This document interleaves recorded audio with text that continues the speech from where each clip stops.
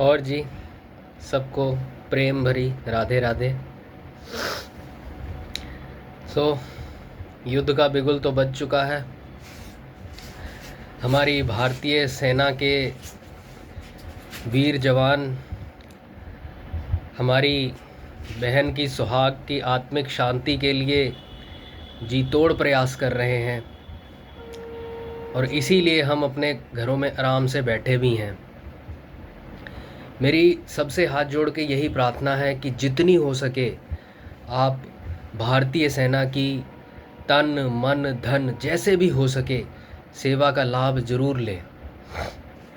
तन से नहीं कर सकते तो धन से कीजिए, धन से भी नहीं कर सकते तो मन से तो कर ही सकते हैं ना। भगवान से हमारे वीर जवानों के लिए प्रार्थना तो कर सकते हैं ना। हम और कुछ भी नहीं कर सकते, घर में बैठ के भगवान का नाम तो कर सकते हैं ना।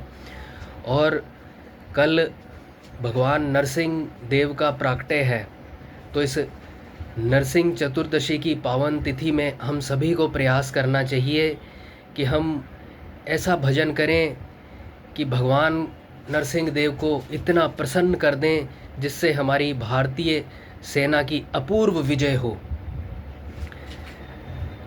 और विषय को हम आगे बढ़ाते हुए हम पे जो ऋण है उनका हम विचार कर रहे थे।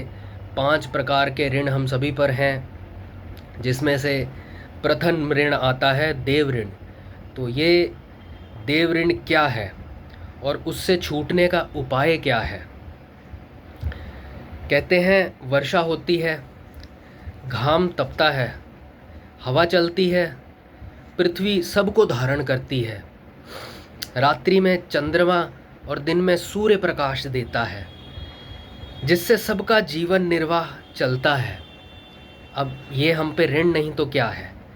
ये सब हम पर देव ऋण है, देवताओं का ऋण है ना। सूर्य देव हैं, चंद्र देव हैं, वायु देव हैं, है ना। तो ये सब हम पर देव ऋण है। अब इससे हम कैसे उऋण हो सकते हैं? इस ऋण को हम कैसे चुकता कर सकते हैं? तो हमारे ऋषियों महर्षियों ने बहुत ही कृपा करके हमें वो साधन दिए हैं, और वो साधन क्या है?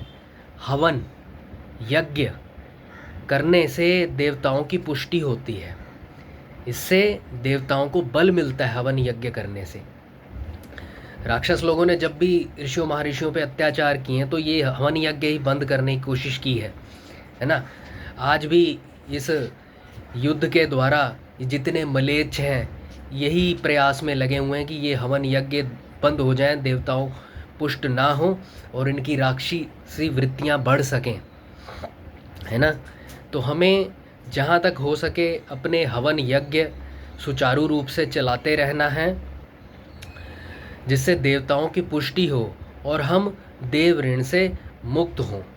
और ऐसे हवन यज्ञ करने से हम देव ऋण से मुक्त हो जाते हैं। आज के लिए यहीं आपसे आज्ञा लूँगा। राधे राधे, धन्यवाद।